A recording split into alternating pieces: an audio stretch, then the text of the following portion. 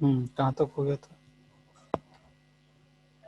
फिर आप oxidation of alkene start करने वाले हैं।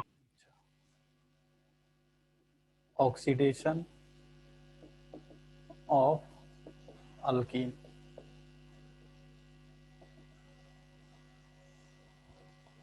तो सबसे पहले ये देखिए बेयर्स रिएजेंट क्या होता है। Bears reagent, bears reagent is nothing but the cold dilute cold dilute alkaline 1% camenophore solutions. Camenophore solution is called Bayer's reagent. Bayer's reagent, cold dilute alkaline 1% camenophore solutions कोई हम लोग क्या बोलते हैं, बेयर्स रिएजेंट बोलते हैं। ये जो बेयर्स रिएजेंट का जो कलर होता है ना, ये पिंक होता है, पिंक कलर। जब बेयर्स रिएजेंट का सॉल्यूशन बनाओगे उसका पिंक कलर होता है। अगर इसका ट्रीटमेंट मान लो हम किससे कर दिए, इथीन से, इथीन को हम बेयर्स रिएजेंट में डाल दिए। बेयर्स रिएजेंट, बेयर्स रिएजेंट का सॉल्यूशन है पिंक कलर का, और अगर इथीन को उसके अंदर डाल देंगे तो क्या बना देगा, ये डायोल बनाता है इस तरह का। और वो भी कैसा डायोल, हम लोग इसको क्या बोलेंगे, विसिनल, विसिनल डायोल इसको बोला जाएगा। और ये जो होता है ना, ये जो सॉल्यूशन बना ये कलरलेस में कन्वर्ट हो जाता है, कलरलेस। तो इसको भी Baeyer's reagent are use as a test to detect the unsaturated compound. अगर किसी कंपाउंड के अंदर डबल बॉन्ड ट्रिपल बॉन्ड है या नहीं, अगर उसको चेक करना है तो हम लोग क्या करेंगे, उस ऑर्गेनिक कंपाउंड को बेयर्स रिएजेंट में लेकर डाल देंगे। अगर डीकलराइज हो जाएगा, कलर चेंज हो जाएगा, कलरलेस में कन्वर्ट हो जाएगा तो बेयर्स रिएजेंट होगा। और अगर चेंज नहीं होगा, pink colour remain as it is, तो क्या हम लोग बोलेंगे, उसके अंदर अनसैचुरेशन नहीं होगा। समझा ये चीज? चलो, तो यही है ये ऑक्सीडेशन ऑफ अल्केन, एक बेयर्स रिएजेंट के प्रेजेंट में। दूसरा तरह का ऑक्सीडेशन, ये फर्स्ट नंबर है। सेकेंड नंबर का ऑक्सीडेशन देखो, दैट वन इज, अगर आप hot concentrated, hot concentrated acidic, रुक जाओ आगे लिखो, acidic, acidic hot concentrated K M N O four solutions के प्रेजेंस में ट्रीट करोगे तो क्या होगा। और ये हम लोग ऐसे बोल देते हैं, acidic hot concentrated K2Cr2O7 potassium dichromate solution से ट्रीट करोगे तो क्या होगा। मैं क्या बोलना चाहता हूं, अगर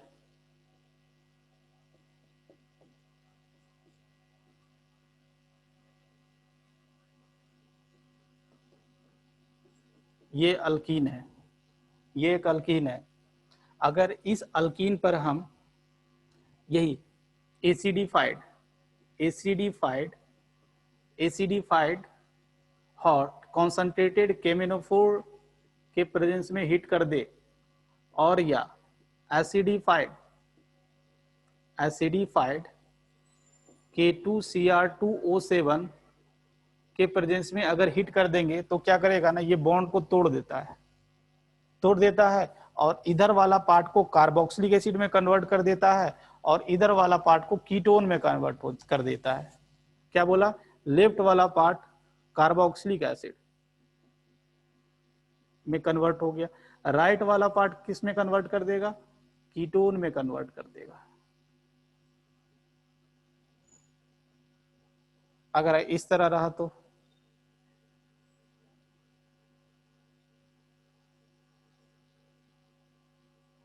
अगर यही सॉल्यूशन आप डाल दिया इसके ऊपर तो क्या होगा, ये यहां से इसको तोड़ देगा, लेफ्ट वाला पार्ट को कार्बोक्सिलिक एसिड, कार्बोक्सिलिक एसिड कौन सा, यही कार्बोक्सिलिक एसिड, राइट वाला पार्ट को इधर भी कार्बोक्सिलिक एसिड, कौन सा कार्बोक्सिलिक एसिड, तो फॉर्मिक एसिड बनेगा। फॉर्मिक एसिड को ये जो एसिडिफाइड केमेनोफोर सॉल्यूशंस है, इसको फर्दर फॉर्मिक एसिड को क्या करता है, CO2 में बदल देता है, CO2 में बदल देता है। ये फॉर्मिक एसिड जो इधर बनेगा उसको फर्दर CO2 में कन्वर्ट कर देता है। तो ये ध्यान रखिएगा, दोनों तरह का बता दिए।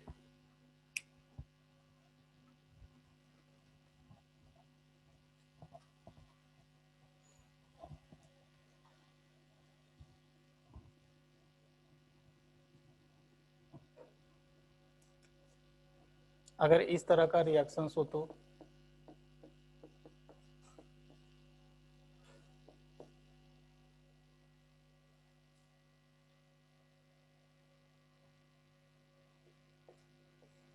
यही सॉल्यूशन डाल दिया तो क्या होगा बताओ, product, what will be the product, इधर तोड़ देगा इसको, इधर वाला पार्ट से कीटोन बन जाएगा, क्योंकि यहाँ पर हाइड्रोजन्स नहीं है। अगर इस कार्बन पर एक भी हाइड्रोजन रहता तो कार्बोक्सिलिक एसिड बनता। जैसे यहाँ पर देखो, यहाँ पर एक हाइड्रोजन था तो कार्बोक्सिलिक एसिड बन गया, यहाँ पर हाइड्रोजन था तो पहले फॉर्मिक एसिड बना, बट फॉर्मिक एसिड क्या होता है, फर्दर ऑक्सीडाइज हो जाता है CO2 में।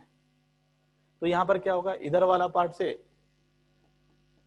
कीटोन बनेगा, राइट वाला पार्ट से क्या बनेगा बताओ, पहले फॉर्मिक एसिड बनेगा, but formic acid further CO2 में कन्वर्ट हो जाता है। तो ये भी ध्यान रखना। नेक्स्ट है, नेक्स्ट बचा हुआ that is ozonolysis. Ozonolysis, ozonolysis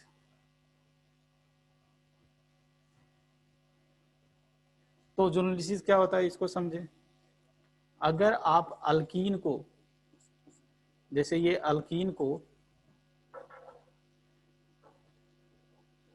alkyne को कैसे कर लेते हैं,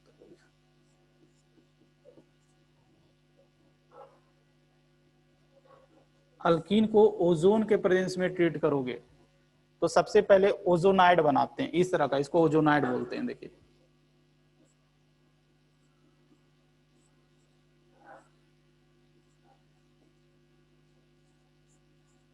ये ozonide, this one is ozonide, ozonide बनाते हैं।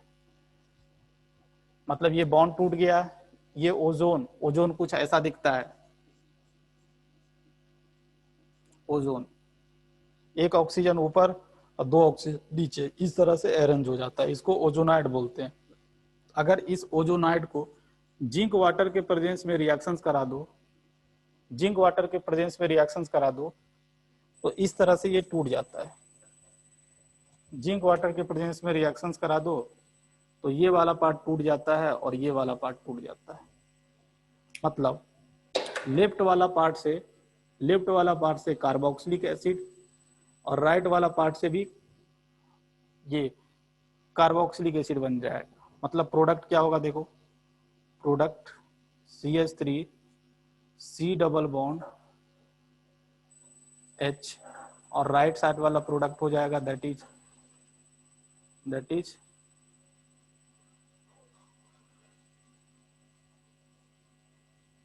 इसको हम लोग बोलते हैं एसिटल्डिहाइड और इसको बोलते हैं फॉर्मल्डिहाइड। तो आपको बेसिकली करना क्या है, इस बॉन्ड को तोड़ना है, इधर एक ऑक्सीजन दे दो और एक ऑक्सीजन इधर दे दो, इधर दे दोगे तो ये फॉर्मल्डिहाइड एसिटल्डिहाइड बन जाएगा और ये फॉर्मल्डिहाइड बन जाएगा। जैसे एक और एग्जांपल देखिए, इसका प्रोडक्ट एक लाइन में कैसे लिखेंगे आप,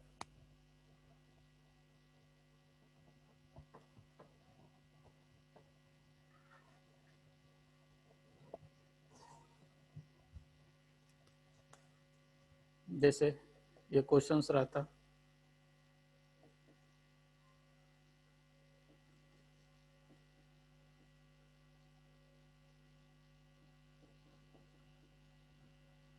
अगर ऐसा क्वेश्चंस रहता, एक नंबर में ओजोन दिया रहता और 2 नंबर में जिंक वाटर से रिएक्शंस कराते, तो आप क्या करोगे, सिंपली इस बॉन्ड को तोड़ दोगे, इधर एक ऑक्सीजन दोगे, एक ऑक्सीजन इधर दोगे, इधर एक ऑक्सीजन इससे अटैच करेंगे तो क्या बन जाएगा, ये कीटोन बन जाएगा। और राइट साइड क्या बन जाएगा, राइट साइड अल्डिहाइड बन जाएगा। राइट साइड क्या बन जाएगा, अल्डिहाइड। समझ गया? ये देखो CH3 CH और ये C double bond O, C double bond O और एक हाइड्रोजन इससे अटैच है, ये प्रोडक्ट हो जाएगा। जैसे एक और एग्जांपल देखिए, अगर हम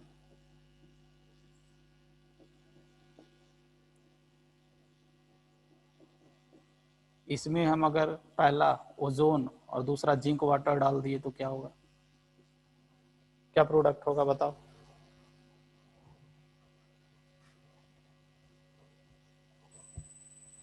क्या प्रोडक्ट होगा? चलो मैं बता देता हूँ।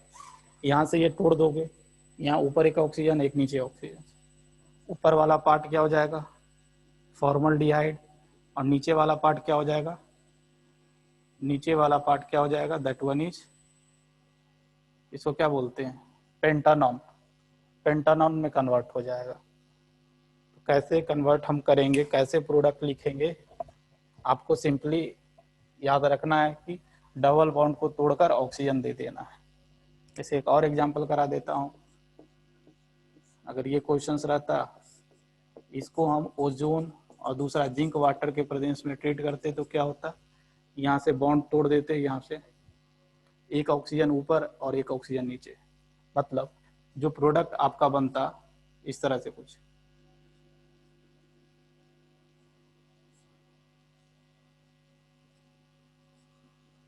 बनता क्या क्या? एक ऑक्सीजन यहाँ पर ऑलरेडी पहले से एक हाइड्रोजन था, एक हाइड्रोजन यहाँ पर पहले से था, यहाँ पर एक हाइड्रोजन पहले से था, तो एक hydrogen, double bond oxygen oxygen. समझ गया? चल, फिर उसके बाद तो ये ओजोनलिसिस भी खत्म होता है ना। हम लोग आगे बढ़ते हैं अल्काइन की तरफ। अल्काइन,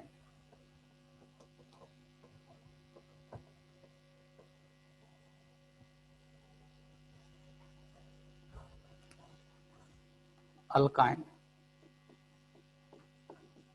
तो अल्काइन, इसका जनरल फॉर्मूला अगर देखा जाए तो CnH2n-2 होता है। ये एक अनसैचुरेटेड अनसैचुरेटेड हाइड्रोकार्बन है। Unsaturated hydrocarbon containing carbon carbon triple bond. इसके अंदर क्या होता है? कार्बन कार्बन ट्रिपल बॉन्ड होता है। दूसरा चीज, इसका प्रिपरेशन देखते हैं, कैसे इसको प्रिपेयर करेंगे। प्रिपेयर पहला है from calcium carbide, that is from calcium carbide. Calcium carbide से, कैल्शियम कार्बाइड का फॉर्मूला CaC2 होता है। तो कैसे हम कैल्शियम कार्बाइड को बेंजीन कैसे हम कैल्शियम कार्बाइड से अल्काइन को बनाएंगे? तो कैसे बनाते हैं? हम सबसे पहले कैल्शियम कार्बोनेट लेते हैं, इसको 3 स्टेप में बनाया जाता है। सबसे पहले हम कैल्शियम कार्बोनेट को हीट करते हैं तो कैल्शियम ऑक्साइड मिलता है प्लस कार्बन डाइऑक्साइड मिलता है। इसका सेकेंड स्टेप होता है, ये जो कैल्शियम ऑक्साइड आप देख रहे हो, कैल्शियम ऑक्साइड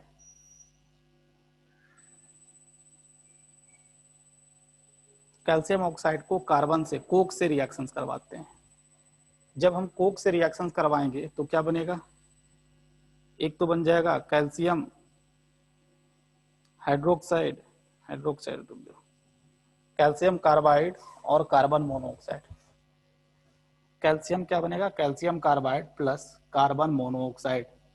देख सकते हो 3 कार्बन है तो 2 कार्बन यहाँ, 1 कार्बन यहाँ, टोटल आपके पास 1 ऑक्सीजन यहाँ पर है। तो जब हम कैल्शियम ऑक्साइड को कोक के प्रेजेंस में रिएक्शंस कराते हैं तो कैल्शियम कार्बाइड बनता है। अब थर्ड स्टेप में क्या करें? कैल्शियम कार्बाइड बन गया, कैल्शियम कार्बाइड को फर्दर हम लोग क्या करते हैं? हाइड्रोजन से रिएक्शन कराते हैं। ये आपका बन गया प्लस वाटर से रिएक्शन करवाते हैं। वाटर से रिएक्शन करवाएंगे तो कैल्शियम हाइड्रोक्साइड और plus calcium hydride, third step.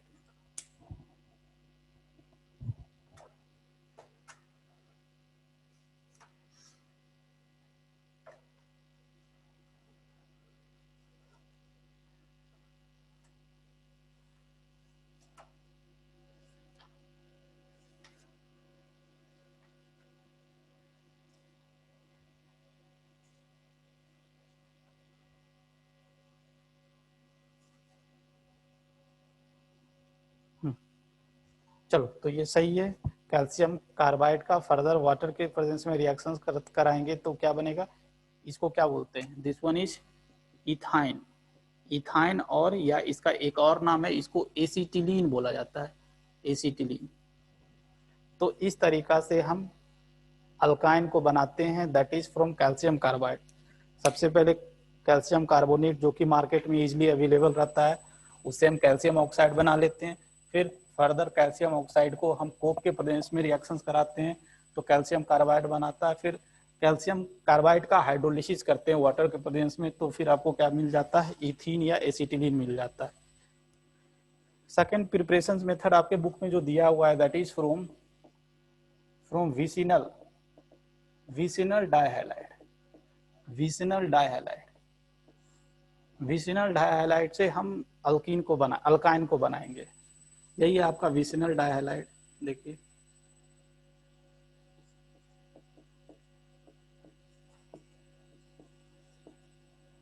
यही है आपका क्या, विसिनल डाइहैलाइड। विसिनल डाइहैलाइड, तो विसिनल डाइहैलाइड को अगर आपको पता हो, अगर हम इसको अल्कोहलिक KOH के प्रेजेंस में रिएक्शंस करवाएंगे तो क्या होता था, डी हाइड्रो हेलोजिनेशन होता था। क्या होता था, डी हाइड्रो हेलोजिनेशन, कल जो पढ़ाए थे, डी हाइड्रो हेलोजिनेशन होता था। मतलब क्या होगा, एक हाइड्रोजन निकलेगा और एक Br निकलेगा, मतलब एक कार्बन से हाइड्रोजन निकलेगा और दूसरा कार्बन से Br निकलेगा। तो फिर क्या बनेगा, अगर ऐसा हो गया, यहां से हाइड्रोजन निकला और यहां से Br निकला,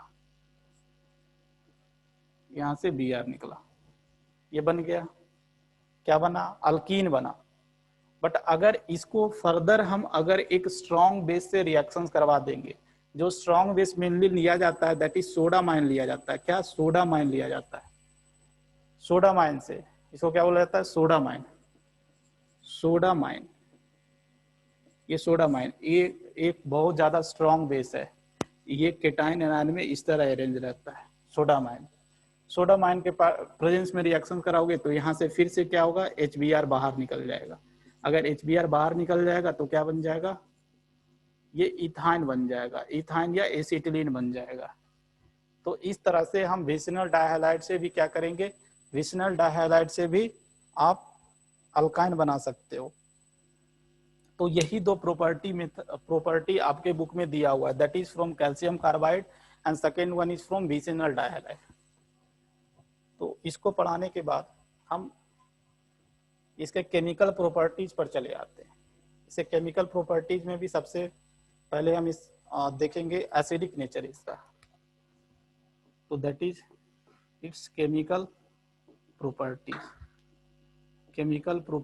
of alkyne. Chemical properties of alkyne. तो पहला केमिकल प्रॉपर्टी जो देखने वाले हो, that one is acidic nature of alkyne.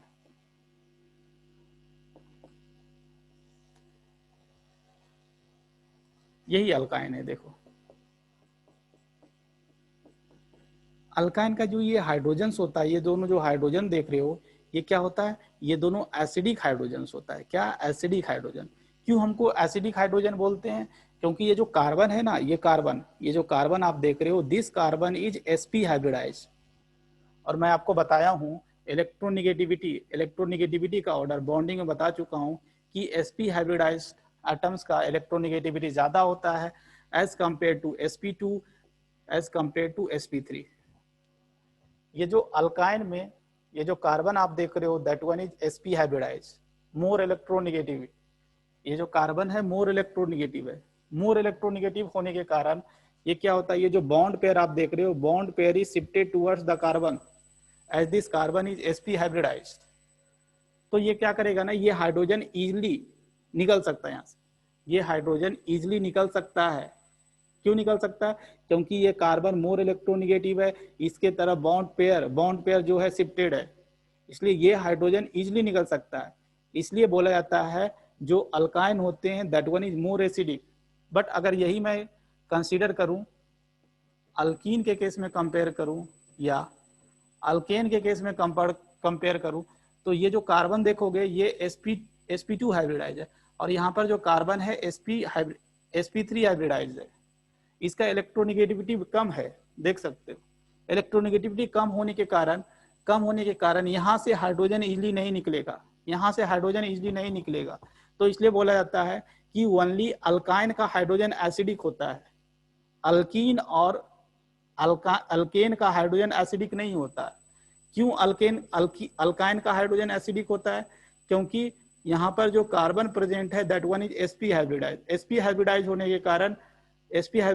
के कारण इसका इलेक्ट्रोनिगेटिविटी ज्यादा है, इसलिए बॉन्ड पेयर कार्बन के टुवर्ड शिफ्टेड है और ये हाइड्रोजन इजिली रिलीज कर सकता है। तो ये ध्यान रखिएगा। अगर एसिडिक ऑर्डर की बात करें, एसिडिक ऑर्डर में सबसे ज्यादा एसिडिक कौन होता है? अल्कीन वाला हाइड्रोजन एसिडिक होता है as compare to alkene and alkane. तो ये एसिडिक ऑर्डर भी आपको ध्यान रखना है। क्यों है ये ऑर्डर होता है, मैं आपको समझाने की कोशिश किया।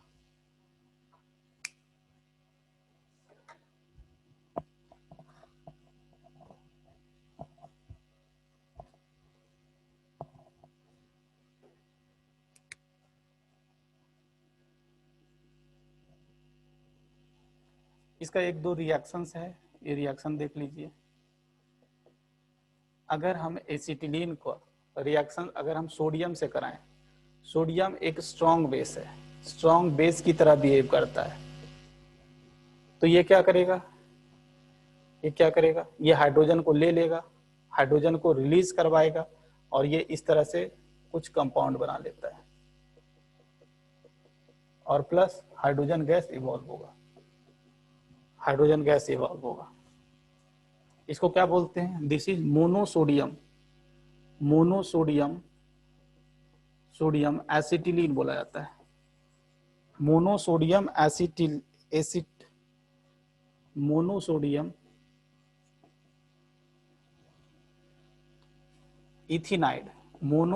इथेनाइड बोला जाता है। इसके पास एक और एसिडिक हाइड्रोजन है, अगर इसको भी फर्दर रिएक्शंस करवाओगे सोडियम के साथ तो ये भी इजिली रिएक्ट कर जाएगा, ये भी एसिडिक हाइड्रोजन से। अगर इसको फर्दर और सोडियम से रिएक्शंस करवाओगे तो क्या होगा, ये भी एसिडिक हाइड्रोजन रिमूव हो जाएगा और कुछ इस तरह से कंपाउंड बना लेगा। इसका जो नाम है इसको बोलते हैं डाइसोडियम इथेनाइड बोला जाता है। और प्लस क्या होगा, हाइड्रोजन गैस इवॉल्व होगा। फिर इसका एक और एसिडिक नेचर वाला रिएक्शन है, वो भी देखना है आपको। अगर मैं एसिटिलीन को अगर मैं सोडामाइन के साथ रिएक्शंस करवा दूं तो ये क्या होगा, ये जो बेस आप देख रहे हो, ये बेस क्या करेगा, ये एसिडिक हाइड्रोजन को ले लेगा। लेने के बाद क्या बना लेगा, देखिए, लेने के बाद क्या बना लेगा, सोडियम, या बोल सकते हो मोनोसोडियम इथेनाइड बना लेगा। और साथ ही साथ क्या करेगा, अमोनिया गैस इवॉल्व होगा। तो इन दोनों रिएक्शन से आप प्रूव कर सकते हो कि एसिटिलीन के अंदर या इथाइन के अंदर जो हाइड्रोजन होता है दैट वन इज एसिडिक। अगर हम उसको सोडियम या सोडामाइन से रिएक्शंस करवाते हैं तो सोडामाइन के केस में अमोनिया गैस निकलता है और सोडियम के केस में हाइड्रोजन गैस इवॉल्व होता है। This is the acidic nature of acetylene या इथाइन। इसका सेकंड रिएक्शन जो आपको देखना है,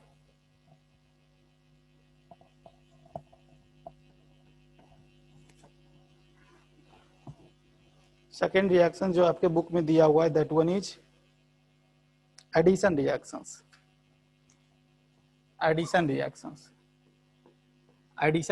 क्या होता है, मैं पिछले क्लास में बताया था। एडिशन रिएक्शंस क्या होता है एडिशन रिएक्शंस? ओनली एडिशंस होगा, एटम्स या ग्रुप का ओनली एडिशंस होगा, तो ये एडिशन रिएक्शंस उसको हम बोलते हैं।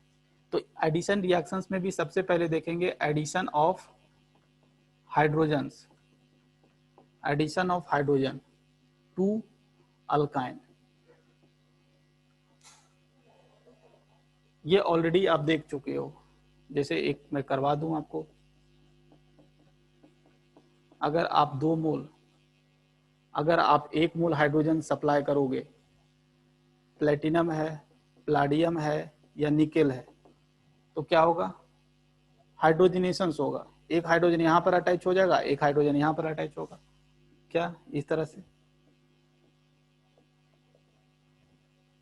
इसको फर्दर इसमें आप अगर हाइड्रोजन्स निकेल, प्लेटिनम या प्लाडियम पास करोगे तो क्या होगा, ये भी जो अनसैचुरेटेड बॉन्ड दिख रहा है ये भी हाइड्रोजनेट हो जाएगा और फर्दर क्या बना लेगा, अल्केन बना लेगा। तो इस तरह से एडिशंस होता है, हाइड्रोजन का एडिशंस होता है।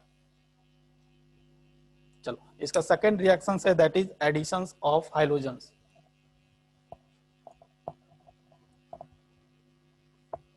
Addition of hydrogens,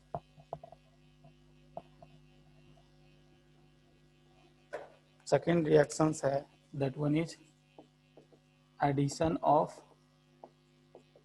hydrogens, hydrogen that is X2। अभी आप अल्कीन पर हाइड्रोजन्स का एडिशन करोगे तो देखिए ये अल्कीन है आपका।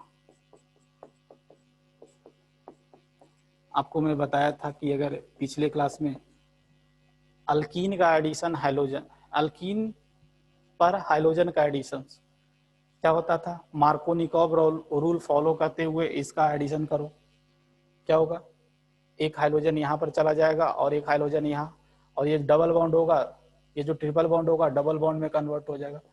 क्या मैं बोलना चाहता हूँ यहाँ पर देखिए, यहाँ पर एक हाइड्रोजन आ जाएगा और एक हाइड्रोजन यहाँ पर आ जाएगा।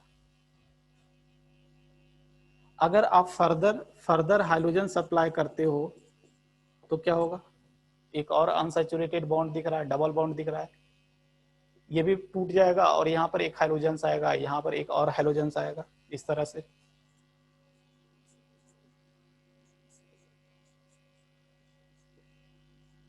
मतलब अल्कीन का अगर रिएक्शन आता है तो आप अल्काइन का भी रिएक्शन इजीली लिख सकते हो। तो ये रिएक्शंस हो गया। एक रिएक्शंस आप खुद से लिखने की कोशिश करो।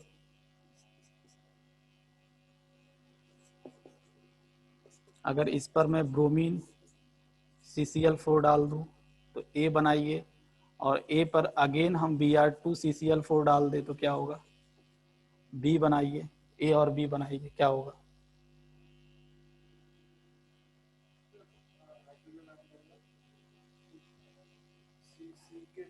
यहाँ ब्रोमीन है, हाइड्रोजन्स नहीं, एक ब्रोमीन यहाँ पर आएगा, एक ब्रोमीन यहाँ पर है। मतलब A जो होगा, A जो कंपाउंड होगा दैट इज CH3C, यहाँ पर एक Br आ गया। फिर फर्दर B जो होगा दैट विल बी CH3, एक और डबल बॉन्ड है, आपने Br2 फिर और CCl4 के प्रेजेंस में ऐड किया है तो क्या हो जाएगा,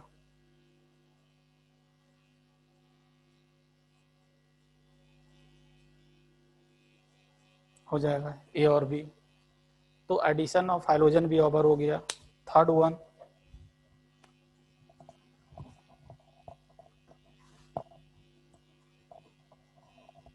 वन जो है that one is addition of hydrogen halide, addition of hydrogen halide. Third one that is addition of HBr, addition of HBr। देखिए जैसे ये अल्कीन है, अल्काइन है, अगर अल्काइन पर आप HBr का एडिशन करते हो तो आपको क्या करना है, मार्कोनिकॉव रूल फॉलो करते हुए एडिशन करना है। जैसे इसको हम कर देते हैं, रुक जाओ थोड़ा सा चेंज करके इस तरह कर देते हैं। तो आप यहाँ पर क्या करोगे, मार्कोनिकॉव रूल लगाओगे, मार्कोनिकॉव रूल, मार्कोनिकॉव रूल से आप हाइड्रोजन कहाँ ऐड करोगे बताओ, हाइड्रोजन कहाँ ऐड करेंगे? यहाँ, यहाँ, यहाँ,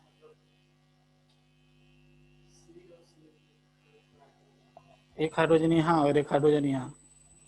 तो कभी जो कॉपी पढ़ाया जाता है कभी पढ़ता है तो पढ़ता है, ऐसा तो प्रतीत नहीं होता है। कल ही मैं मार्कोनिकॉव रूल बताया हूँ कि hydrogen goes to that carbon of carbon carbon double bond which has more number of hydrogens. तो यहाँ पर एक हाइड्रोजन है, यहाँ पर 0 हाइड्रोजन है। तो अकॉर्डिंग टू मार्कोनिकॉव रूल आपको हाइड्रोजन यहाँ पर ऐड करना पड़ेगा, ना कि यहाँ पर। अगर यहाँ पर इलेक्ट्रोफाइल ऐड करोगे H+ तो यहाँ पर क्या आ जाएगा? Br आ जाएगा। इस तरह से CH3C Br यहाँ पर आ गया, ये ट्रिपल बॉन्ड डबल बॉन्ड में कन्वर्ट हो गया और यहाँ पर क्या आ गया? हाइड्रोजन आ गया। अगर इस पर फर्दर और हम HBr का एडिशन करें तो क्या होगा? जो मार्कोनिकॉव रूल पहले आप लगाए इसके ऊपर यहाँ पर भी मार्कोनिकॉव रूल लगाइए। मार्कोनिकॉव रूल के अकॉर्डिंग यहाँ पर हाइड्रोजन आएगा, as it contain 2 hydrogen and it contain 0 hydrogen. तो यहाँ पर क्या आ जाएगा? हाइड्रोजन और यहाँ पर Br आ जाएगा। मतलब प्रोडक्ट क्या हो जाएगा? CH3C Br और यहाँ पर Br आ गया और ये डबल बॉन्ड सिंगल बॉन्ड में कन्वर्ट हो गया और यहाँ पर एक और हाइड्रोजन आ गया। यही आपका फाइनल प्रोडक्ट हो गया। तो मैं पिछले क्लास में यहाँ से यहाँ तक बताया था, बट एक नया यहाँ पर 2 पाई बॉन्ड है। तो ये क्या हो रहा है? 2 स्टेप में हो रहा है। एक स्टेप से अल्कीन बन रहा है और दूसरा स्टेप से अल्केन बन रहा है।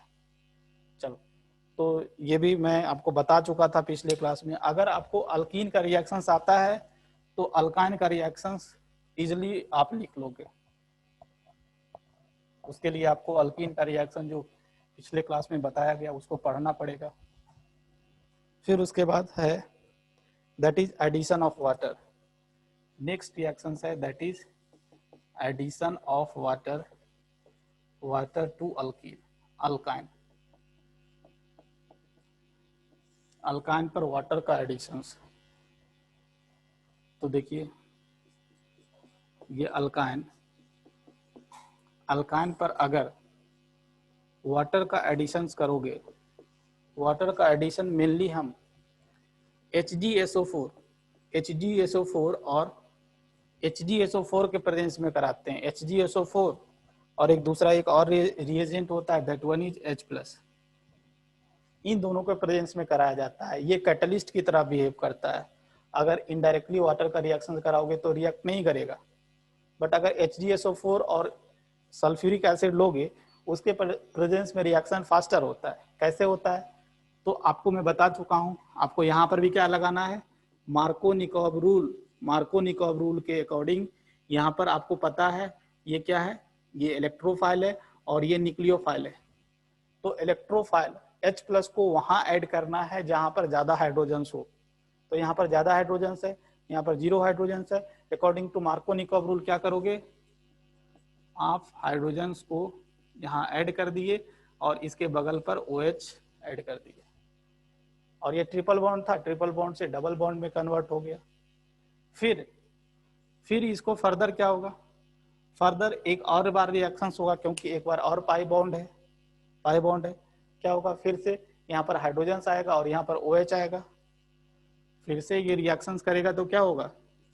CH3COH और फिर ये क्या हो जाएगा? होगा एक कार्बन पर कभी भी 2 OH ग्रुप नहीं रहता है। तुरंत एक वाटर मॉलिक्यूल्स ये लूज कर देगा, और ये फाइनली क्या बना लेगा? फाइनली ये कीटोन बना लेगा। इस कीटोन का नाम है एसीटोन। तो जब हम अल्काइन पर वाटर का एडिशन करवाते हैं तो हमेशा हमको कार्बोनिल कंपाउंड मिलता है। कार्बोनिल कंपाउंड मतलब अल्कीन, कार्बोनिल कंपाउंड मीन्स या तो कीटोन या तो अल्डिहाइड मिलेगा।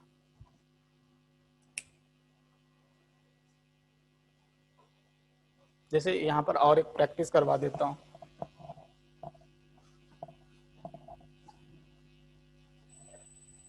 जैसे ये रिएक्शन है,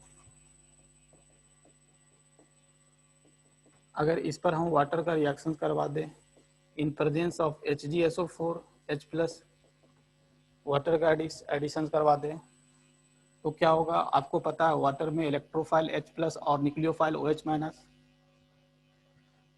H+ को मार्कोनिकॉव रूल फॉलो करो, बट यहाँ पर मार्कोनिकॉव रूल सेम है क्योंकि दोनों के पास एक एक हाइड्रोजन है, कहीं पर भी हाइड्रोजन ऐड करो, कहीं पर भी OH ऐड करो।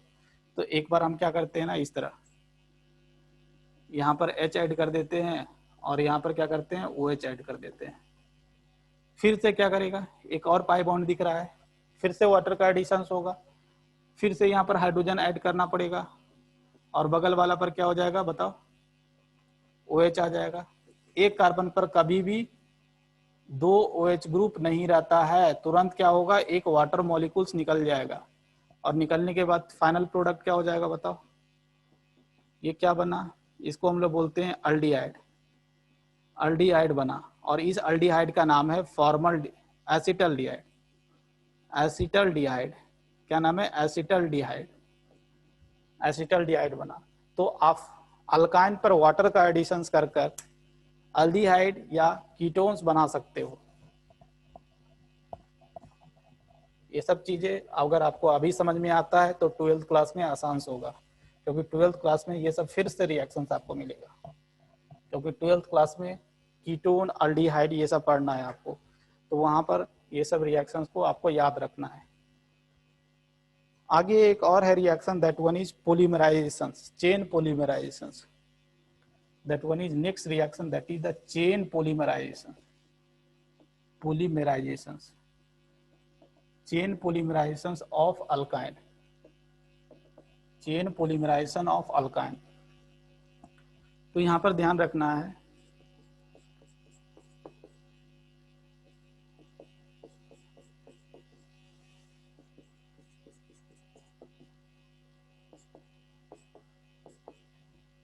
ये अल्काइन है, ये आपका इथाइन है, इथाइन।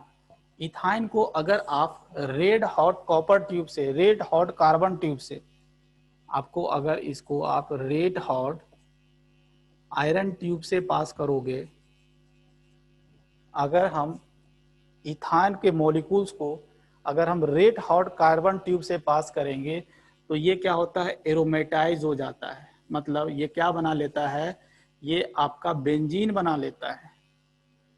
क्या होता है, ये बॉन्ड यहाँ पर शिफ्ट होता है, ये बॉन्ड यहाँ पर शिफ्ट होता है और ये एक बॉन्ड यहाँ पर शिफ्ट होता है और तीनों मिलाकर तीनों अटैच हो जाता है और क्या बना लेता है, बेंजीन बना लेता है। तो ये ध्यान रखना है कि जब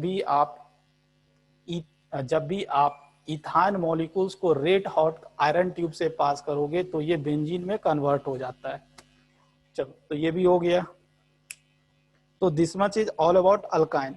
अब इसमें एक और पार्ट बचा हुआ है, दैट वन इज बेंजीन। तो बेंजीन को भी हम देख लेते हैं। चलो,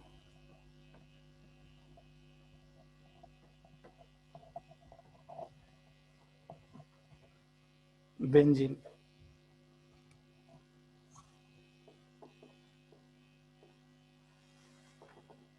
बेंजीन तो आपको ये पता होगा, इसको हम बेंजीन बोलते हैं।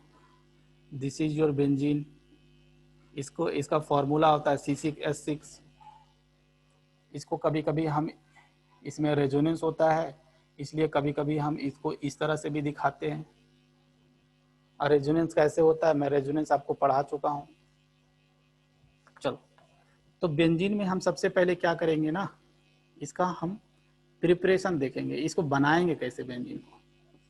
बेंजीन को तो एक बेंजीन को बनाने का मेथड अभी तुरंत देखो, ब्लैक बोर्ड पर लिखा हुआ है, ऑन चेन पोलीमराइजेशन ऑफ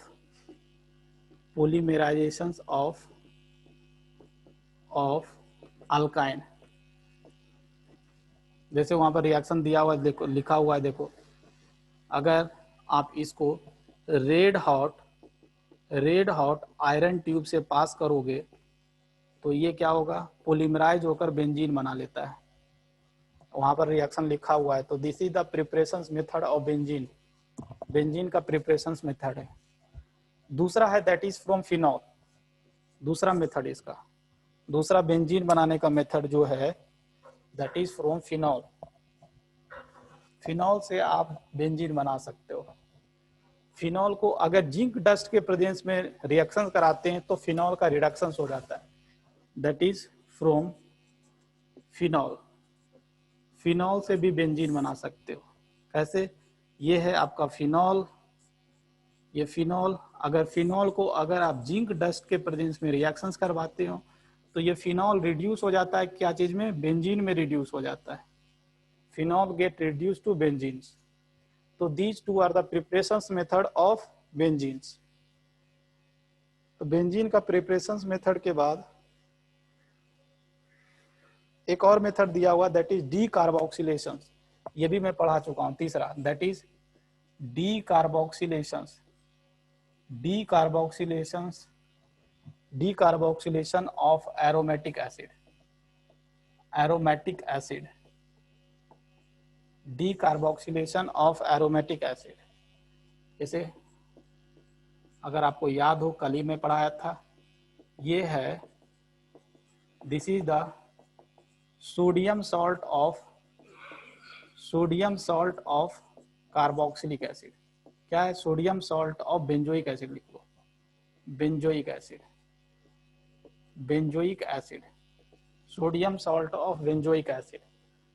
अगर हम इसको सोडा लाइम के प्रेजेंस में रिएक्शंस कराएं, सोडा लाइम क्या था? अगर आपको याद हो तो NaOH प्लस कैल्शियम ऑक्साइड के मिक्सचर को ही सोडा लाइम बोलते थे।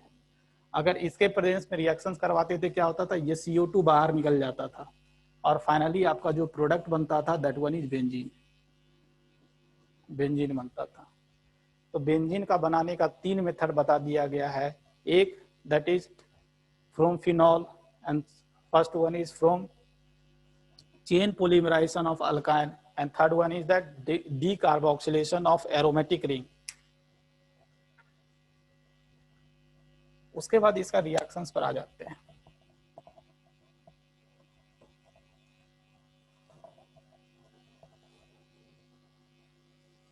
तो बेंजीन ये जो बेंजीन है that is chemical reactions.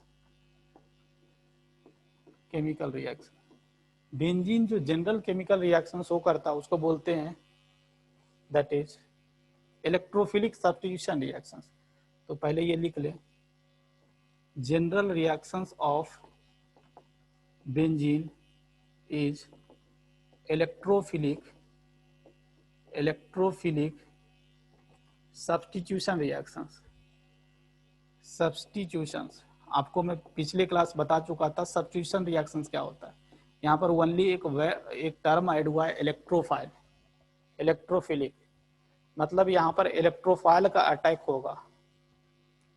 Electrophilic substitution reactions में क्या होगा? इलेक्ट्रोफाइल का सबसे पहले इसके रेट डिटरमाइनिंग स्टेप में इलेक्ट्रोफाइल का अटैक होगा। और सब्स्टिट्यूशंस का मतलब समझते हो कि यहाँ पर रिप्लेसमेंट होगा, एक ग्रुप आएगा तो दूसरा ग्रुप जाएगा। तो electrophilic substitution reactions, electrophilic substitution reactions. तो इलेक्ट्रोफिलिक सब्स्टिट्यूशन रिएक्शन समझने के लिए आपको इसका मैकेनिज्म आपके बुक में सजेस्ट किया गया, इसका मैकेनिज्म समझाने, मैकेनिज्म इसको समझ में आना चाहिए। इलेक्ट्रोफिलिक सब्स्टिट्यूशन रिएक्शंस को समझने के लिए इसका मैकेनिज्म आपको समझना पड़ेगा। तो इसका मैकेनिज्म बेसिकली 3 स्टेप में होता है। सबसे पहला स्टेप में होता है that is generation of carbocation. Carbocation सबसे पहले कार्बोकेटाइन बनता है। तो डिफरेंट कार्बोकेटाइन से पहले हम आपको मिला रहे हैं। एक पहला कार्बोकेटाइन है ए में जो कार्बोकेटाइन है, अगर आप हाइड्रोजन्स का रिएक्शंस अगर आप AlCl3 के प्रेजेंस में कराओ तो ये एक ल्यूइस एसिड है। ल्यूइस एसिड क्या होता है पहले मैं बता चुका हूं आयनिक इक्विलिब्रियम में। तो क्या होता है, ये जो आप देख रहे हो हाइड्रोजन्स, ये क्या होता है, इस ल्यूइस एसिड को अपना पेयर ऑफ इलेक्ट्रॉन देता है।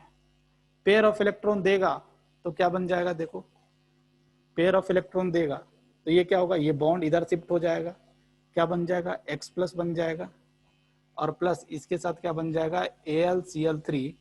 ये पेयर ऑफ इलेक्ट्रॉन गेन किया है और यहाँ पर X है। इसको जो ये बना यही इलेक्ट्रोफाइल है, यही आपका कार्बोकेटाइन जो बना है इसी को इलेक्ट्रोफाइल बोलेंगे। यही आपका क्या है, इलेक्ट्रोफाइल है। और इस इलेक्ट्रोफाइल को हम हाइलोनियम आयन बोलते हैं। क्या बोलते हैं, हाइलोनियम आयन। अगर यहाँ पर Cl प्लस होगा तो उसको क्लोरीनियम आयन बोलेंगे, अगर यहाँ पर Br प्लस होगा ब्रोमीनियम आयन बोलेंगे, इसी तरह उसको हम बोलेंगे, जनरलाइज कर दिए, दैट इज हाइलोनियम आयन। तो इलेक्ट्रोफाइल बनाना सिखा रहे हैं। जब आप हाइलोजन्स का रिएक्शन AlCl3 के प्रेजेंस में कराओगे तो यहाँ पर हाइलोजन जनरेट होगा और इलेक्ट्रोफाइल जनरेट होगा, कार्बोकेटाइन जनरेट होगा। और यही जो रिएक्शन, इसको हम फर्दर जाकर क्या बोल देंगे, हाइलोजिनेशंस। सेकेंड कार्बोकेटाइन से आपको जो मिलाया जा रहा है, सेकेंड कार्बोकेटाइन, दैट इज अगर आप H2SO4 that is concentrated H2SO4 का रिएक्शन अगर आप कॉन्सेंट्रेटेड नाइट्रिक एसिड से कराओगे, इन दोनों मिक्सचर को पहले क्या बोलते हैं ये समझ लो, इसको नाइट्रेटिंग मिक्सचर बोलते हैं। क्या बोलते हैं, नाइट्रेटिंग मिक्सचर। इसको क्या बोला जाता है, नाइट्रेटिंग मिक्सचर। तो नाइट्रेटिंग मिक्सचर क्या होता है, देखो आपको ये पता है, ये सल्फ्यूरिक एसिड का स्ट्रक्चर है, लुईस स्ट्रक्चर है। ये सल्फ्यूरिक एसिड का लुईस स्ट्रक्चर है और ये नाइट्रिक एसिड है, ये आपका नाइट्रिक एसिड है, नाइट्रिक एसिड है। यहाँ पर ये ध्यान रखना है, ये एसिड की तरह काम कर रहा है और ये बेस की तरह काम कर रहा है। एसिड की तरह काम कर रहा है मतलब क्या करेगा, ऑक्सीजन अपना पेयर ऑफ इलेक्ट्रॉन देकर H+ को एब्स्ट्रैक्ट करेगा, अपनी तरफ अट्रैक्ट करेगा। अट्रैक्ट करने से क्या होगा, ये कुछ इस तरह से बन जाएगा, देखो, या इसको हम इस तरह से बोल सकते हैं HSO3 माइनस, HSO3 माइनस बन गया, HSO4 minus, sorry HSO4 minus. और दूसरा क्या बन गया, देखो, दैट वन इज, ये अपना पेयर ऑफ इलेक्ट्रॉन दिया है, प्लस चार्ज आ जाएगा और ये nitrogen double bond coordinate bond. फिर फर्दर क्या होगा, ये जो वाटर मॉलिक्यूल देख रहे हो ये इजीली लूज कर देता है, इजीली लूज कर देता है क्योंकि ऑक्सीजन जो कि एक मोर इलेक्ट्रोनेगेटिव एटम है उसके ऊपर प्लस चार्ज है, लूज कर दिया और फाइनली क्या बना लिया, HSO4 minus plus water plus NO2 plus. इसको हम नाइट्रोनियम आयन बोलते हैं। क्या, नाइट्रोनियम आयन। यही आपका क्या है, इलेक्ट्रोफाइल है, यही कार्बोकेटाइन है जो कि बेंजीन रिंग पर अटैक करेगा। तो फाइनली इस रिएक्शंस को आप इस तरह से याद रख सकते हैं, HSO4 प्लस HNO3 जब रिएक्ट करता है तब ये क्या बनाता है, HSO4 माइनस बनाता है plus water plus NO2 plus. ये इसका फाइनल एक सिंगल स्टेप में रिएक्शंस है।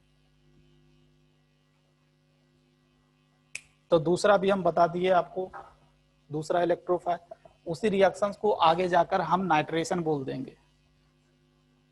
तो हाइलोजिनेशंस में कौन सा इलेक्ट्रोफाइल है ये बता दिया, दैट इज हाइलोनियम आयन। नाइट्रेशंस में कौन सा इलेक्ट्रोफाइल है, दैट इज नाइट्रोनियम आयन। तीसरा जो आपको बता रहे हैं, तीसरा सी में देखिए, अगर हम फ्यूमिंग H2SO4 ले लें, फ्यूमिंग H2SO4, तो ये भी एक इलेक्ट्रोफाइल जनरेट करता है, फ्यूमिंग H2SO4।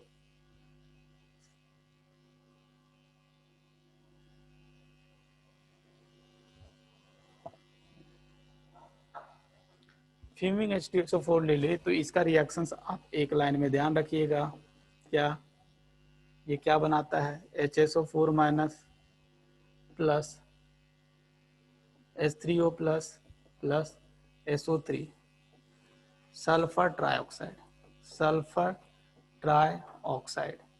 यही आपका क्या है, इलेक्ट्रोफाइल है, यही आपका कार्बोकेटाइन है जो कि बेंजीन रिंग पर अटैक करेगा। और इसी रिएक्शंस को आगे जाकर हम क्या बोल देंगे, सल्फोनेशन रिएक्शन। मतलब सल्फोनेशन रिएक्शंस में जो इलेक्ट्रोफाइल होता है that one is SO3, sulphur trioxide. इसी तरह डी में आगे बढ़ते हैं, हाइलोजिनेशंस में इलेक्ट्रोफाइल कौन सा बता दिया, सल्फोनेशंस में कौन सा इलेक्ट्रोफाइल था बता दिया। नाइट्रेशंस में कौन सा इलेक्ट्रोफाइल था ये भी बता दिया। नेक्स्ट वन है दैट वन इज, अगर आप CH3Cl का रिएक्शंस अगर AlCl3 के प्रेजेंस में कराओगे तो यहाँ पर भी सेम काम होता है, ये इस पर अटैक करेगा और ये बॉन्ड फिर क्या होगा, शिफ्ट हो जाएगा। मतलब क्या बनेगा, कार्बोकेटाइन बनेगा और plus AlCl4 minus AlCl4 minus, ऐसे कर लो। यही आपका क्या है, इलेक्ट्रोफाइल है। इसी रिएक्शंस को आगे जाकर हम फ्रीडल क्राफ्ट अल्काइलेशन बोल देंगे। और ई में जो लास्ट इलेक्ट्रोफाइल होगा दैट वन इज, अगर CH3 डबल बॉन्ड OCl, इसको हम एसिटाइल क्लोराइड बोलते हैं, एसिटाइल क्लोराइड। एसिटाइल क्लोराइड का रिएक्शंस AlCl3 से करा दोगे तो क्या होता है, यहाँ पर भी सिमिलर रिएक्शंस। ये ल्यूइस एसिड है, ल्यूइस एसिड क्या करेगा, पेयर ऑफ इलेक्ट्रॉन गेन करेगा और ये फिर बॉन्ड शिफ्ट हो जाएगा। ये जो यहाँ पर बना इसको हम एसाइलियम आयन बोलते हैं। क्या बोलते हैं, एसाइलियम आयन, एसाइलियम आयन बोलते हैं। और प्लस जो क्या बन जाएगा, AlCl4 माइनस। इसी रिएक्शंस को, ये जो रिएक्शंस को आगे जाकर हम बोल देंगे that is Friedel Crafts acylation reaction.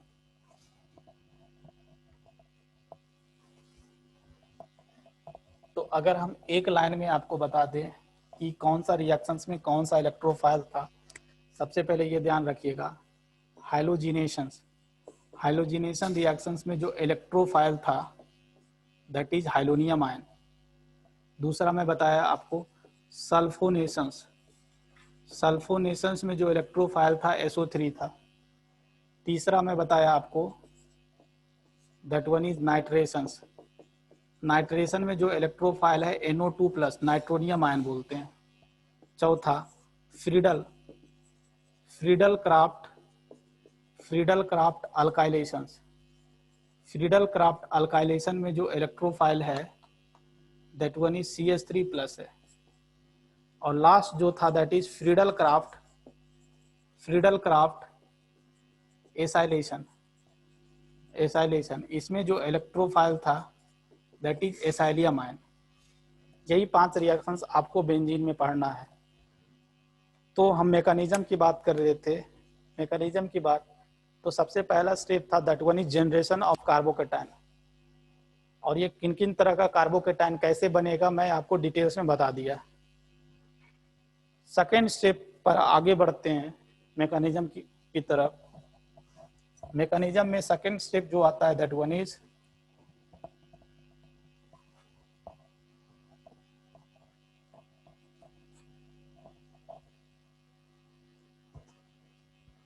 Second step लिख लीजिए, इसमें क्या है, formation of carbocation intermediate, formation of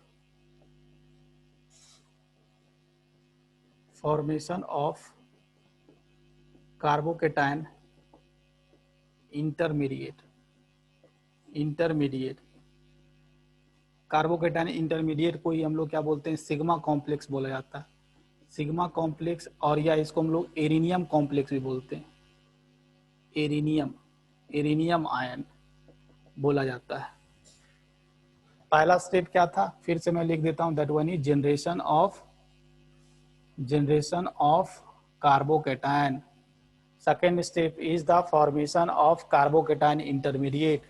इसमें क्या होगा, इसमें क्या होता है, ये बेंजीन रिंग जो आप देख रहे हो, ऐसे कर देते हैं, ये बेंजीन रिंग जो आप देख रहे हो, ये बेंजीन रिंग इलेक्ट्रोफाइल पर अटैक करेगा। कैसे अटैक करेगा, देखो ये बॉन्ड इधर शिफ्ट हो जाएगा और यहाँ पर माइनस आ जाएगा, यहाँ पर प्लस आ जाएगा, और ये जो माइनस चार्ज यहाँ पर आएगा यही इलेक्ट्रोफाइल पर अटैक कर देगा। ये बेंजीन एरोमेटिक कंपाउंड था, एरोमेटिक कंपाउंड, बट अभी जब इलेक्ट्रोफाइल से रिएक्शंस करेगा, ये जो स्टेप होता है यही RDS होता है, rate determining step, slow step होता है। तो क्या बोलते हैं, rate determining step, rate determining step बोला जाता है इसको, ये इसका RDS होता है। अटैक किया, अटैक करने के बाद क्या बनाया, अटैक करने के बाद ये प्लस, और यहाँ पर क्या अटैच हो गया, यहाँ पर इलेक्ट्रोफाइल अटैच हो गया, यहाँ पर एक इलेक्ट्रोफाइल अटैच हो गया, और यहाँ पर एक हाइड्रोजन्स भी है, हाइड्रोजन को दिखा दिया। यहाँ पर भी एक हाइड्रोजन्स है, 1 2, ये रुक जा बॉन्ड,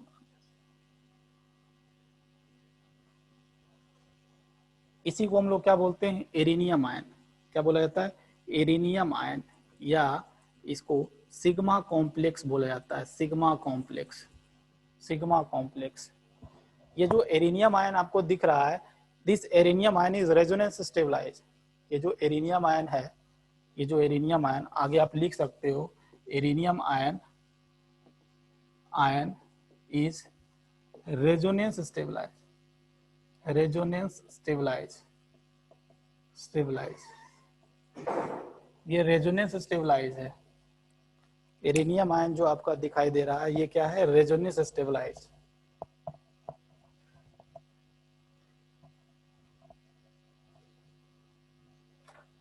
कैसे ये रेजोनेंस स्टेबलाइज है, ये भी आप समझ सकते हो।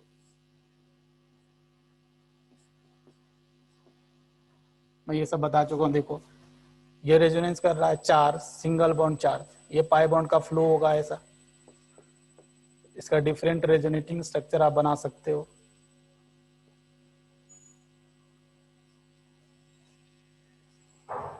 फिर क्या होगा, प्लस चार्ज यहाँ मूव कर जाएगा, पाई बॉन्ड पाई बॉन्ड, फिर से देखो ये रेजोनेंस करेगा, ऐसा फ्लो होगा इलेक्ट्रॉन्स का, इलेक्ट्रॉन्स का फ्लो होगा।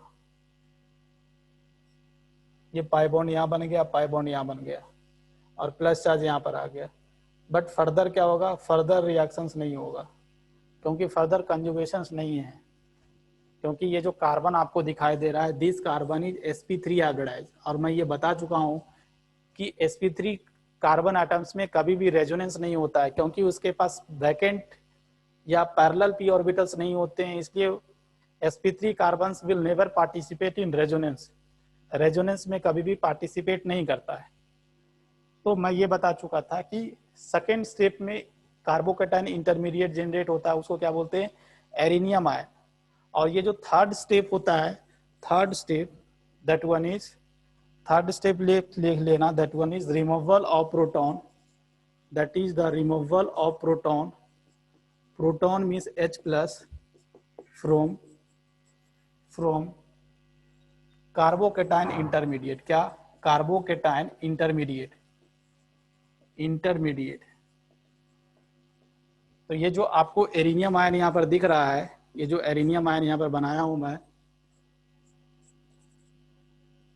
एरेनियम आयन बनाया हूं, ये फर्दर क्या करता है, जो भी कोई भी बेस लोगे, बेस के प्रेजेंस में क्या करता है, बेस ये H प्लस को एब्स्ट्रैक्ट करता है।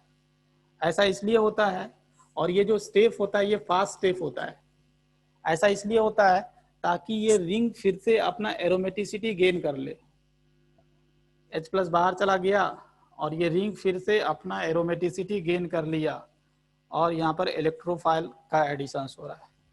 ओवरऑल देखोगे इस बेंजीन रिंग में ओवरऑल यही हुआ है कि इससे एक हाइड्रोजन गया है, बाहर निकला है, और इलेक्ट्रोफाइल अंदर आया है। मतलब यहाँ पर ओवरऑल सब्स्टिट्यूशन हो रहा है और इलेक्ट्रोफाइल का एंगेजमेंट हो रहा है, इसलिए हम लोग इसको क्या बोलेंगे, इलेक्ट्रोफिलिक सब्स्टिट्यूशन रिएक्शंस। तो ये ओवरऑल मैकेनिज्म समझा दिया। इसमें हम अगले क्लास में डिफरेंट टाइप ऑफ रिएक्शंस, और इसमें हम इलेक्ट्रोफाइल बनाना भी आपको सिखा दिए। डिफरेंट टाइप ऑफ रिएक्शंस अगले क्लास में देखेंगे इसका तुरंत, क्योंकि मैकेनिज्म ओवर हो गया है। इलेक्ट्रोफाइल कैसे जनरेट होगा वो भी ओवर हो गया। विद इन 15 मिनट्स ये चैप्टर्स बेंजीन टॉपिक फिनिश हो जाएगा। उसके बाद हम अगले क्लास से हाइड्रोजन स्टार्ट करेंगे। Okay, thank you.